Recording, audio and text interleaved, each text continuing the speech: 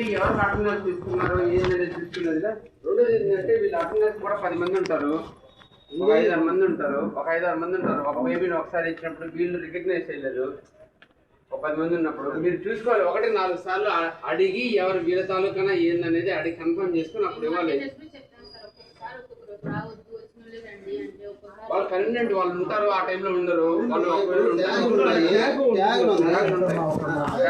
ట్యాగులు ఉంది, ఎవరు personal parents వాళ్ళు ఉన్నారో లేరో అడిగి ఇవ్వాలా. మా బేబీని ముందు ఇచ్చేసారు, వాళ్ళు మెడిసిన్ ఇచ్చారు, మీరు ఆ మెడిసిన్ వెళ్ళి వాళ్ళు వాడతారు, లేకపోతే తల్లి పాలే ఇస్తుంది, ఇన్ఫెక్షన్ వస్తుంది. మేమేం చేయాలా? ఏం చేయాలి చెప్పండి. ఇచ్చారు ట్యాక్స్ ఉన్నాయి కదా, ఎన్ని నిమిషం? 1 నిమిషం చాలమ్మా ఏదైనా జరగడానికి.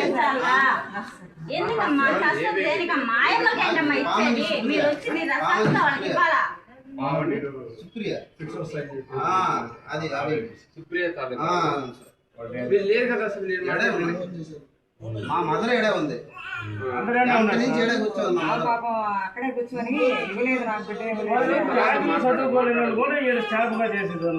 వాళ్ళు అడిగితే నాకు చదువు రాదంటున్నా.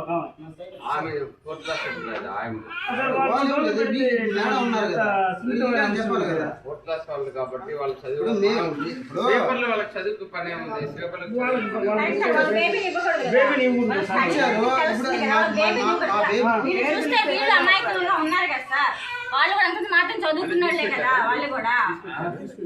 మేము అడిగిన తర్వాత అప్పుడు కూడా తీసుకురావాలి. మేము అడిగిన తర్వాత మళ్ళీ వెళ్ళి అప్పుడు తీసుకొస్తున్నారు. ఏది మా బేబీ అంటే వస్తుంది అని గుమ్ముగానే ఉన్నారు. మేము అడిగిన తర్వాత అప్పుడే తీసుకొచ్చారు.